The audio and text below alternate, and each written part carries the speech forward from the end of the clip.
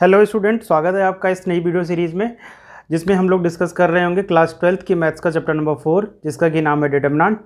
तो चलिए इस वीडियो में आगे बढ़ते हैं और आज का सेशन स्टार्ट करते हैं।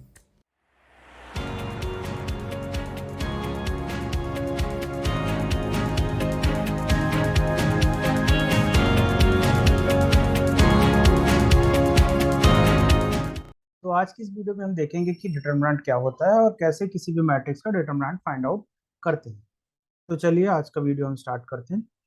तो सबसे पहले हम देखेंगे कि व्हाट इज डिटरमिनेंट। तो सपोज करते हैं हमारे पास एक मैट्रिक्स है ए बी सी डी। अगर हमको इसका डिटरमिनेंट लिखना है तो डिटरमिनेंट लिखने का ये तरीका होता है, determinant equal to A B C D. मतलब आपके पास जो भी मैट्रिक्स है आप उसमें ये दो पैरेलल लाइंस के अंदर उसको क्लोज कर दीजिए। तो ये जो वैल्यू होती है दिस इज अवर डिटरमिनेंट। और इसको रिप्रेजेंट करने का हमारे पास एक और भी तरीका होता है इसी चीज को, जैसे कि हमारे पास डिटरमिनेंट ऑफ ए लिखा हुआ है तो इसको आप डी ई टी ऑफ ए भी लिख सकते हैं। तो हमारे पास डिटरमिनेंट की डेफिनेशन हो गई। एज यूजुअल जैसे हम मैट्रिक्स में देखते थे कि रो वन होती थी, रो टू होती थी, कॉलम वन होता था, कॉलम टू होता, तो ये सेम कन्वेंशन है जैसे कि हमने मैट्रिक्स में पढ़े हुए हैं। तो डिटरमिनेंट की डेफिनेशंस तो हमने पढ़ ली। अब हम देखते हैं कि डिटरमिनेंट फाइंड आउट कैसे करते हैं। तो सबसे पहले सिंपल सा एग्जांपल लेने वाले हैं हम लोग। एक 1x1 की मैट्रिक्स ले लेते हैं। तो हमने 1x1 की मैट्रिक्स ले ली 4। अब अभी ये क्या है, मैट्रिक्स। देखो जब भी आप देखो कि स्क्वायर ब्रैकेट के अंदर क्लोज है तो ये हमारे पास क्या है, मैट्रिक्स है। डिफरेंस को समझिए डिटरमिनेंट में। और अगर हम इसको क्या कर दें, जैसे हमने ये पैरेलल लाइंस के बीच इसको क्लोज कर दिया, तो अब ये क्या हो गया, अब ऐसे लिख देंगे तो अब आपकी ये वैल्यू क्या हो गई, डिटरमिनेंट। तो this is the basic difference between matrix and determinant.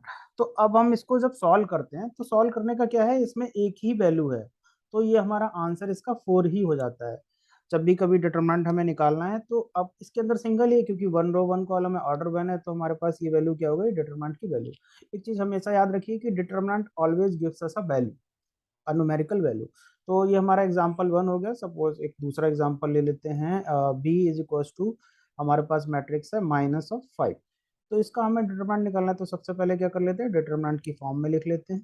कुछ इस तरीके से लिख लेंगे और ये हमारे पास क्या हो जाएगा, डिटरमिनेंट ऑफ -5। तो मैंने क्या बताया, 1x1 की वैल्यू है तो जो भी अंदर लिखा हुआ है दैट इज अवर आंसर। तो -5 is the determinant of B. तो कुछ इस तरीके से हम डिटरमिनेंट कैलकुलेट करते हैं।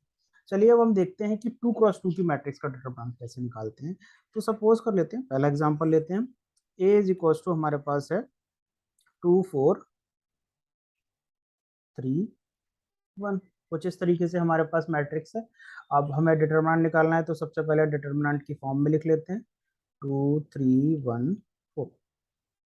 अब आप यहाँ पे देखिए ये हमारा होता है, जैसे कि डायगोनल का केस अगर देखते हैं तो ये हमारा है पहला डायगोनल।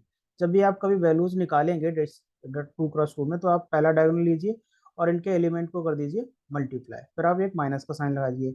अब ये हमारा है दूसरा डायगोनल, तो हम क्या करेंगे, इन दोनों एलिमेंट की मल्टीप्लाई कर देंगे 1 × 3।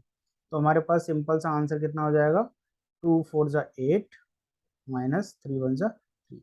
8 - 3 = 5। चलिए एक दूसरा एग्जाम्पल देखते हैं।